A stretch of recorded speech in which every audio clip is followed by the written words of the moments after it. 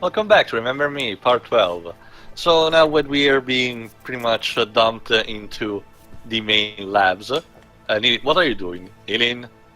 Okay, moving on.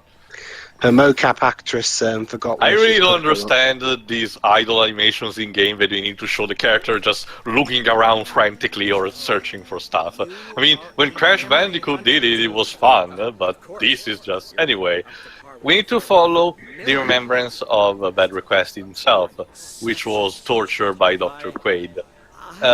In this case, we need to see what Quaid is doing, memorize the button that he pressed, and we can use it to get the energy from it, and instead power up an actual new chair, quote-unquote, to trick the system in order that there is a patient transferred, which will open us the doors that we need to go through.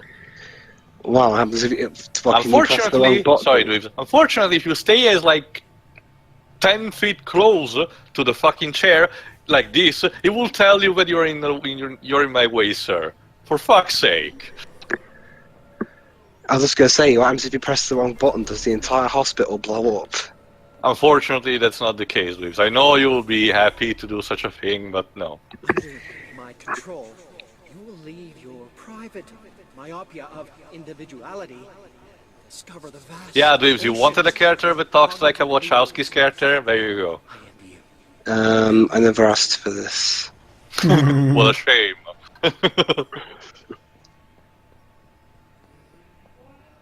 Alright, let's move forward. We shouldn't be able to get the next floor. I imagine right now you're feeling a lot like Alice, falling down the rabbit hole. But I'm not. But my name's not Alice. Are you sure, Dweebs? Maybe your subconscious is lying to you. Dweebs, it's an analogy. Come on, roll with it. Well, then I've got an analogy for you. Alright. Go ahead. Do you know what? Do you know what it feels like being one of Ricky Hatton's opponents? The feeling of getting punched in the face. I can show you if you want. Sure, I'd like to see that. Okay then. Well. There. Is that real enough for you, Mr. Morpheus? I don't really know why they put that fight in between, because it's really short and doesn't add anything. Anyway, we showcase what exactly they did to Bad Request in a sense of the memory erasing. Yeah, I got it. That's what the Matrix remake would be like if it gets made. Neo just punches Morpheus.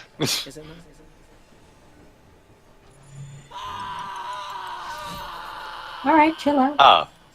They're turning prisoners into leapers, and then leapers into domestic pets. Oh no. The humanity. Literally. What a freak. True monsters are anomalies, and Doctor Quaid is riddled with glitches. This guy doesn't deserve to live. Stop being so judgmental. Jesus Christ! I mean, I know. I thought Persona 5 hit you over the head too hard. With these guys are bad. Oh, not just that, Dweebs. The government is evil. Well, that's just the thing. Don't get me wrong. I love the Persona team, but subtlety is not exactly their finest truth. I mean, it's not as bad as some other stuff. Don't get me wrong. I'm not saying that it never really becomes enough of a big problem for me. But yeah. I mean, yeah, go ahead. One of the best examples is in Catherine, where the god character with the big lot of heart, her only purpose is basically to literally spell out the game's symbolism. Not just that, Weeps. The cake to meat that is taken by Shin Megami Tensei Devil Summoner Soul Hackers. Yes, that's an actual long title. Where the plot is literally 90s stereotypical Hollywood hackers hacking into a mega corporation that is threatening to turn everyone into demons. Atlas it's as unsubtle as that as you can get. Atlas needs to work on their subtlety. Work on? I think they're fine. The main reason, Shiro, is that a lot of times, most times, I mean, there are times where it kind of is kind of a myth but for the most part, their lack of subtlety is actually kind of helps in a lot of ways. Like with Catherine, I mean, yeah, Catherine is unsubtle, but considering the nature of the story it's telling, it kind of fits in a certain strange way. And not just that, such things are also compensated by other positive aspects, like good gameplay. And great characters and great storytelling in general. I enjoy Atlas' particular lack of subtlety. Yes, Shira. They will tell you this wonderful story before putting a nail bat and bashing your fucking skull with it. Right. Now go to sleep. Now go to sleep. Then go the fuck to sleep. For forever. Yeah, Spot. Honestly, at this, I still take Morgana over Ryuji. Anyway, there you go. Doctor Quaid and Scylla are actually arguing about the shutting down or not the reconversion project. So Nilin is just gonna go, yeah, you keep arguing, I'll just go and shutting it down personally.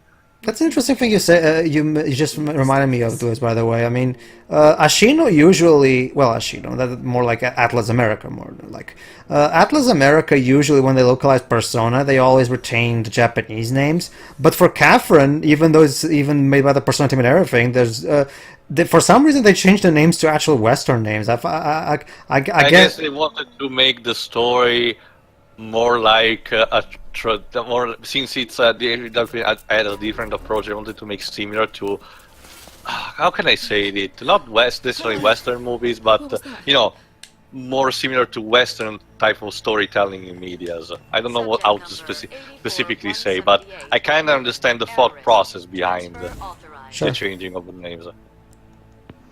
I don't really mind because it's just names. I don't really care. Me neither. For a case like that, names are not that big of a deal if they get changed. Especially considering where, well, we know where Catherine is taking place, but names are not that important to be kept in that case. Anyway, there you go. We are back where the game actually started, and Nilin is actually having painful flashbacks of that. We've gone full circle! It's not the end game. Okay. You know what I'd you know, with these kind of games, I'm always tempted to do like a little edit where the whole thing just loops. You know, we get to this bit, but then we start the game over again. There you go. Now we need to take the energy there, and Nilin will have full closure with her past. I just got a glimpse of myself. This place is the Devil's Cauldron. Maybe it's not so bad that you've forgotten what you went through here. Hey, Yeah, that's another issue I got with this game, to be honest. The acting. What do you mean? Let me specifically. It's not great, but I think it's fine enough. Well, the biggest problem here is Nilin, to be honest. Well, She's that a bit as monotone, mentioned, but is I guess about- it kind of is fits for the is character. about- That's the thing. As I mentioned, is about her characterization being flip-flopping all over the place. But the voice actress did a decent job enough. I don't know. I've seen plenty of actors manage to give a good performance despite their characters being bipolar. Besides, on an egotistical level, it's not really a problem for me because the Italian localization actually gave a complete new voice acting. Oh, there you go. That's why we were not alone. Johnny Greenteeth is here for some reason. Well, I'll tell you, the thing is, we have to judge what's... Yeah, you know, on an international level and shit. Anyway, basically that's the kind of the twist of this chapter, that Johnny Greenteeth is here. Why and how, we're gonna learn later. Rust in pieces. Yeah, if you don't remember, that power up, we can use it to take control of the automatons. For the flying ones, it makes them shoot randomly people before self-destructing. For the ground ones, they suck in all the enemies nearby and then they detonate. It's kind of like a bomb. Anyway. It's very recommended to target the drone first, because they can be more of an annoyance than anything. Not in general fights that involve them. So basically now we just need to clear the area there, and then we'll be able to pursue Quaid, because he has pretty much nowhere left to run.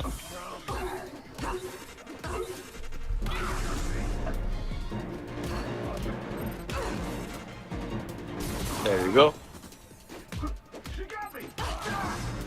Also, yeah, another thing that I guess can be done to the criticism of the game, the bantering that the monks have, it's a good thing that it's completely random, but the problem is they have, in my opinion, very little choice of lines, so they kind of tend to go through the same all over again, which are not even interesting to begin with. They just say pretty much random sexist thing to Nilin, like, "Oh, you're gonna cheat your name," or I'm gonna beat the shit out of you or something. I mean, to give a comparison to a game with a combat slightly similar to this, in the Batman Arkham game, the prisoners, inmates, or criminals in general have this kind of banter, but they have so many lines that recycling only happens in the late game. We don't really care about it anymore. Here is just a bit more noticeable. Anyway, we should be done almost. There we go.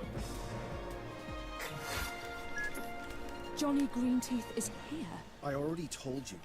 Johnny remembers a lot of things that others preferred to forget. Alright, now we need to go the exact way we did at the beginning of the game, escape through the same corridor. The thing is, we're not going to use again the ventilation system, instead go straight forward to where Quaid is.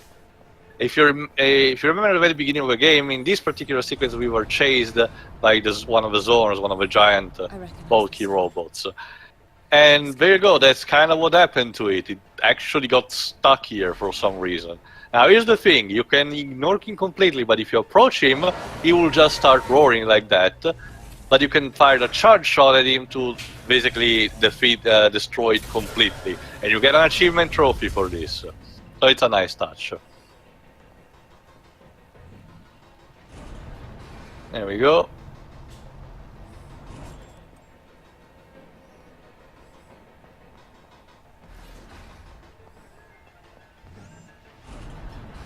There you go. Unfortunately, since Quaid is more like a scientist guy, kind of like Hojo, our fight with him will be just a small horde mode. Look at her. So eager to snuff out a new era of enlightenment. She Yo. would have us continue to live in the Again, Wachowski's talking. individualism. Go, my children. Share with her my dream. I have a Dreamcast. Share Anyway. my dream, the Dreamcast 2. Never ever. Not happy. Anyway, That's what people What? said about, stuff like Atari. and stuff, and Atari getting a new console. And I Bubsy. still cannot fucking believe Atari is making a new console. It's not even gonna be a matter in terms of history, too, because the Atari of today is a completely different company than back No, in I the 80s. know, it's just the idea and everything. I know it's probably gonna be like the Ouya or Yuja, whatever it's called. Yeah, it's probably gonna be one of those obscure concepts nobody gives a shit about. Yeah. You know, not to say that it never happened before. I mean, as the video game name showed, back in the day it was actually really common to have a lot of different small consoles that no one cared about, but were still sold, like those Pong consoles. The Atari Jaguar. You know, that was still the Atari, one of the big names with. I'm talking more like the ColecoVision. So no, that's the Atari. Sorry. Well, actually, the ColecoVision was really successful and had a really strong No, but that following. was still part of Atari, I think. So I'm picking a better No, it example. wasn't. No. ColecoVision was made by one of Atari's competitors. The problem with that is that, remember, Ted, this was at the time when video game companies didn't know what the fuck they were doing. I so, want to taste her mind. which is why, Yes, because- which is why, even though the Intellivision was supposed to be the competitor to the Atari 2600, it had an adapter to play Atari 2600 games. Basically, Shiroi, imagine if the PS4 came out with an adapter to play Xbox One games on it. There would be some really big lawsuits up the ass, That obviously. wouldn't Yeah. happen in this day. And age. Yeah, but like- this was back when video game companies Didn't really cared about that stuff. And here's an interesting thing. in a lot of video game consoles, aside from this, a very common staple, but was actually more common than just being able to play the game, was controller compatibility. Almost in every single console, you could plug in the Sega Genesis Mega Drive controller, the Atari 2600 controller, and those would still actually work for some reason. It's because it used the same base core technology too. For this, it was a public public domain type of technology that existed at the time that was cheaper to just use instead of actually making your own. And since a lot of consoles used it back in the day, it was really easy to use these controllers in between consoles. Alright. Ow.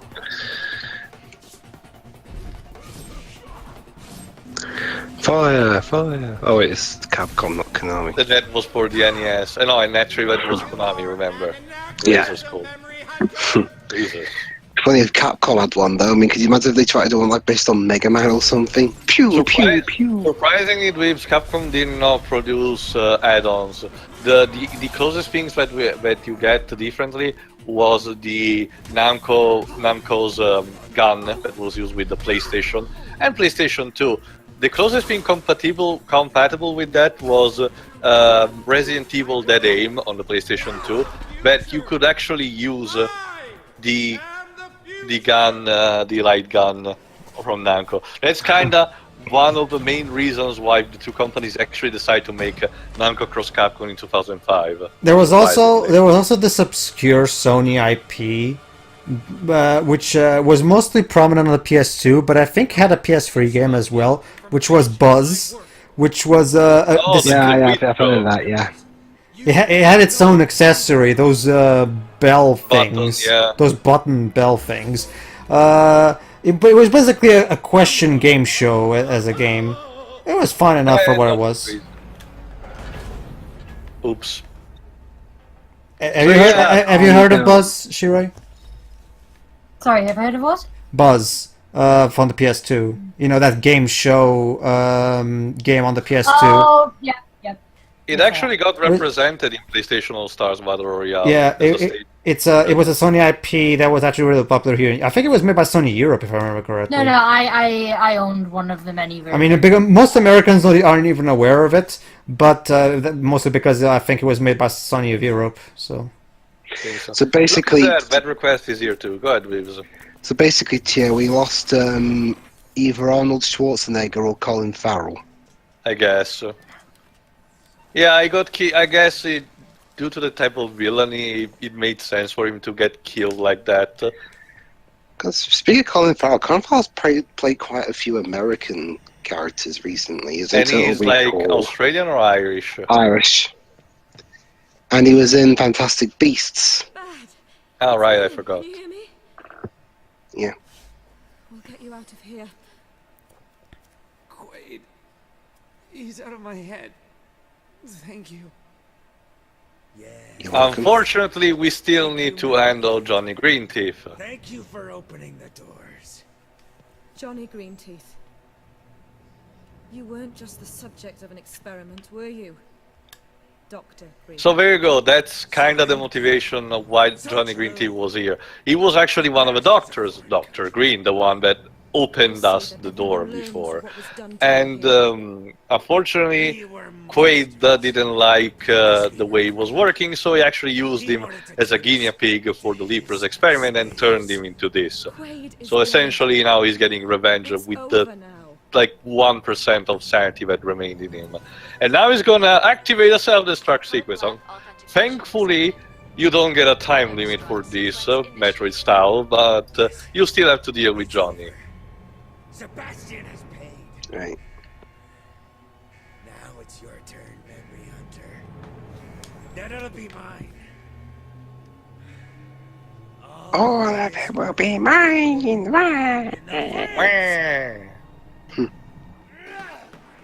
Alright, time to fight him. Here's the thing, this type of boss is extremely annoying for a lot of reasons. First, he summons a lot of Leapers. Second, you cannot target him normally, you need to stun him with your power-ups first. So your power-up is, charging, you need to get it done, you need to load it faster, otherwise you will not get shit done.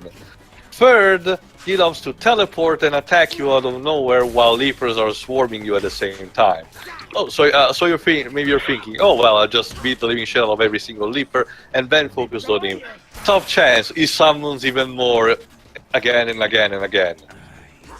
So this fight is more. This is one of the difficulty spikes that I mentioned, because in other difficulties this fight gets more annoying than anything, but it becomes excessively long more than quote-unquote difficult, because I need to jump around, land a hit, jump around, land a hit more, and so on and so on. It's like that song that goes on about jumping around. And again, you cannot use anymore. You cannot use on him the spammer either, because he just teleports away. Is the problem? It's not necessarily a problem of the combat itself. Is the fact that this type of boss does not suit this particular type of combat. A boss like, for example, Kid Christmas or Madame, as before, worked just fine due to the way they were integrated with the gameplay. But here, instead, is more of an annoyance than anything.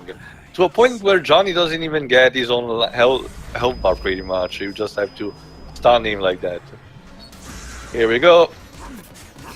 Ow. Yeah, a good combination is to use the Tiger power-up Sensen, because that will make him deal... And of course, you have to finish it with a QTE. Of course. This generation, this point in this generation, that generation, the gaming QTEs were pretty much... I don't remember if I mentioned it, but the QTEs in this game are more like scars. They're not necessarily bad, but think of them like in a smaller quantity than Resident Evil 4, but done more right in the game. Because in that game, the problem with the QTEs is that there are a lot of them, but they're sudden and they don't give you a lot of time to respond. Yeah, tell me about it.